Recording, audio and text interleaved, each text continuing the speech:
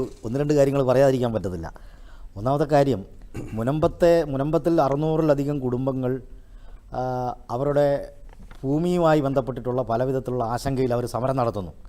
സമരം നടത്തുമ്പോഴാണ് വഖഫ് ബില്ലിൻ്റെ ഒരു അമെൻഡ്മെൻറ്റ് വരുന്നത്. അത്തരം ഒരു അമെൻഡ്മെൻറ്റ് അതിന് തന്നെ പാർലമെൻറ്റിൽ പാസ്സാക്കുന്നതിന് വേണ്ടി നടക്കുകയും ഇന്ത്യയിലുള്ള പ്രതിപക്ഷ പാർട്ടികളടക്കം അതിനെതിരെ നിലപാട് സ്വീകരിച്ചുകൊണ്ട് മുന്നോട്ട് വരികയും ചെയ്തു.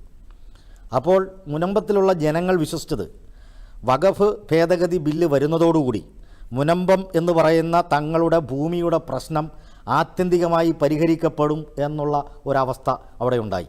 BJP ചന്ദ്രശേഖരൻ അടക്കമുള്ള ആളുകൾ ഇതിനു മുമ്പ് പോയി BJPൻ്റെ ഇവിടെയുള്ള കേരളത്തിലെ നേതാക്കന്മാരെല്ലാം പോയി മുനമ്പത്തിലുള്ള ആളുകളോട് പറഞ്ഞത് അങ്ങനെയാണ്. ആളുകൾ വലിയ പ്രതീക്ഷയിലായിരുന്നു. ഇപ്പം നിങ്ങളിവിടെ കാണിക്കുന്ന പല ദൃശ്യങ്ങളിലും പലതരത്തിലുള്ള മറവുകളുണ്ട്.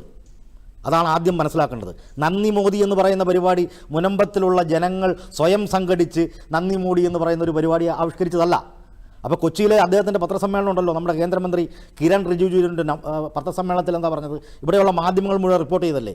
എന്തുകൊണ്ട് നിങ്ങൾക്ക് അതിനെക്കുറിച്ച് പറയാൻ മുൻകാല പ്രാബല്യമില്ല? നിങ്ങൾ കോടതിയിലേക്ക് പോകണം എന്നല്ലേ പറഞ്ഞത്? അപ്പം അതും ഇതും തമ്മിൽ എന്താ വ്യത്യാസമുള്ള? മുനമ്പത്തിലുള്ള ജനത അങ്ങനെ കൃത്യമായിട്ട് പറഞ്ഞിട്ടുണ്ട്. മുൻകാല പ്രാബല്യമില്ലെന്ന് പറഞ്ഞിട്ടുണ്ട്. ഞാൻ വിഷ്വൽ കണ്ടിട്ടല്ലേ ഇവിടെ വന്നിരിക്കുന്നത്. മുൻകാല പ്രാബല്യം കൊച്ചിയിലെ പത്രസമ്മേളനം കണ്ടിട്ടാണ് വന്നിരിക്കുന്നത്. പറഞ്ഞിട്ടുണ്ടല്ലോ മുൻകാല പ്രാബല്യമില്ല, പറഞ്ഞിട്ടുണ്ട്. നിങ്ങളതൊന്നും കാണുന്നില്ല. നിങ്ങൾ അവിടെ നിന്ന് പ്രതിനിധി അയക്കുന്നു, അതിന്റെ കാണിക്കൂ. നന്ദി മോദി എന്ന് പറയുന്ന പരിപാടി മുനമ്പത്തിലുള്ള ജനങ്ങൾ ഇപ്പൊ അങ്ങനെയല്ലേ നിങ്ങൾ ഇവിടെ അവതരിപ്പിച്ചത്? ഇത് തന്നെയാണ് ഇതിന്റെ അജണ്ട എന്ന് പറയുന്നത്. എന്താ അജണ്ട? മുനമ്പത്തിലെ ജനങ്ങൾ സ്വയം സംഘടിച്ച് നന്ദി മോദി എന്ന് പറയുന്നത്. എന്തിനാണ് മോദിക്ക് നന്ദി പറയുന്നത്? ഒറ്റ കാര്യമുള്ളൂ. സമരസമിതിയുടെ കൺവീനർ ജോസഫ് ബെന്നി എന്ന് പറയുന്ന ആള് ഈ പത്രമാധ്യമങ്ങളോട് പറഞ്ഞ കാര്യമുണ്ട്, അറിയാമോ? ഞങ്ങളെ വഞ്ചിക്കുകയായിരുന്നു ഈ ഗവൺമെൻറ്, ഞങ്ങൾ വിശ്വസിച്ചു. ഇതൊക്കെ വസ്തുതയാണ്. ഇതൊക്കെ ഏതാനും മണിക്കൂർ മുമ്പ് നടന്ന കാര്യങ്ങളാണ്. ഇതൊന്നും പറയാതെ രാജീവ് ചന്ദ്രശേഖർ പറയുന്നതും കേന്ദ്രമന്ത്രിയുടെ റിജിജു പറയുന്നതും മാത്രം കാണിച്ചുകൊണ്ട് മുനമ്പത്തിലുള്ള ജനങ്ങൾ മുഴുവൻ കംപ്ലീറ്റ് BJP ഗവൺമെൻറ്റിൻ്റെ വഖഫ് ഭേദഗതി ബില്ലോട് കൂടി ഇവർക്ക് ഇതല്ല കിട്ടാൻ പോകുന്നു. അപ്പം രാജീവ് ചന്ദ്രശേഖർ പറയുന്നത് ശ്രദ്ധിക്കുക. അപ്പോൾ കോൺഗ്രസിനും പ്രതിപക്ഷ പാർട്ടികൾക്ക് എന്തോ ഗൂഢതാല്പര്യമുണ്ട്. പ്രത്യേകിച്ച് CPM എന്താ ഗൂഢതാല്പര്യം? മുനമ്പത്തിലെ ജനങ്ങളുടെ ഭൂമി കിട്ടാതിരിക്കുന്നതിന് എന്ത് ഗൂഢതാല്പര്യം ഉണ്ടെന്നാണ് പറയുന്നത്? ഗൂഢതാല്പര്യം നിങ്ങൾക്കാണ്. അവിടെ പോയി കുറേ പേരെ BJPക്കാരായിട്ട് ചേർക്കുകയും ചെയ്തു. ഇതെല്ലാം കേരളത്തിലെ BJPക്ക് സംഭവിക്കാൻ പോകുന്ന നാശത്തിലേക്കുള്ള വഴിയാണത്. കേരളത്തിലുള്ള മതനിരപേക്ഷ പാരമ്പര്യമുള്ള കേരളത്തിലുള്ള സാധാരണക്കാരുള്ള അടിത്തട്ട് തൊഴിലാളി വർഗത്തോടാണ് ഇവർ വഞ്ചന കാണിച്ചിരിക്കുന്നത്. CPM തന്നെ തൊഴിലാളി വർഗത്തെ വഞ്ചിക്കണമെന്ന് കണ്ടോ? ഇവർ ഈ വർഗീയ അജണ്ടയാണ് ഉണ്ടാക്കുന്നത്. എന്താണ്? മുസ്ലിങ്ങളെ മുഴുവൻ വിരുദ്ധ ചേരിയിലാക്കിക്കൊണ്ട് ഈ പറയുന്ന ജനങ്ങളെ മുഴുവൻ എന്ത് ചെയ്യുന്നു? ജനങ്ങളെ മുഴുവൻ ചേരി തിരിച്ചിട്ട് അപ്പോൾ കുറേ പേര് ഇതിൽ വിശ്വസിച്ച് പോവുകയാണ്. അവിടെ പാതിരിമാരടക്കമുള്ള ആളുകൾ, അച്ഛന്മാരടക്കമുള്ള ആളുകൾ വിശ്വസിച്ച് പോവുകയാണ്. അപ്പം ന്യൂനപക്ഷങ്ങൾക്കെതിരെ കേന്ദ്ര ഗവൺമെൻറ് എടുക്കുന്ന നിലപാട് ലൈവായിട്ട് ഇന്ത്യയിൽ ആഹ്വാനം നടന്നുകൊണ്ടിരിക്കുകയാണ്. അപ്പോഴാണ് ഇവർ ന്യൂനപക്ഷ സ്നേഹമായിട്ട് ഇവിടെ കേന്ദ്രമന്ത്രി പറഞ്ഞിറങ്ങുന്നു. BJPയുടെ അധ്യക്ഷൻ ഇവിടെ ഭയങ്കര സ്നേഹം ആയിട്ട് മുന്നോട്ട് വരുന്നു.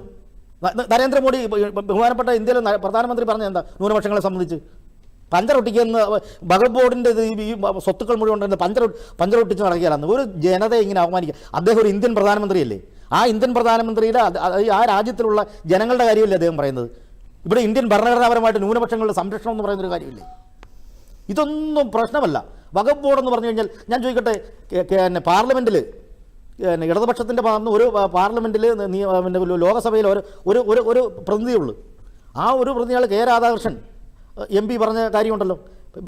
ദേവസ്വം ബോർഡിൽ ഒരാളുടെ പേരെന്തോ ക്രിസ്ത്യാനിറ്റിയുടെ ഭാഗമായിട്ടുള്ള ഒരാളാണെന്ന് തോന്നുന്നത് കൊണ്ട് തന്നെ അതിൽ വലിയ എതിർപ്പുകൾ ഉണ്ടായിട്ടുണ്ട്.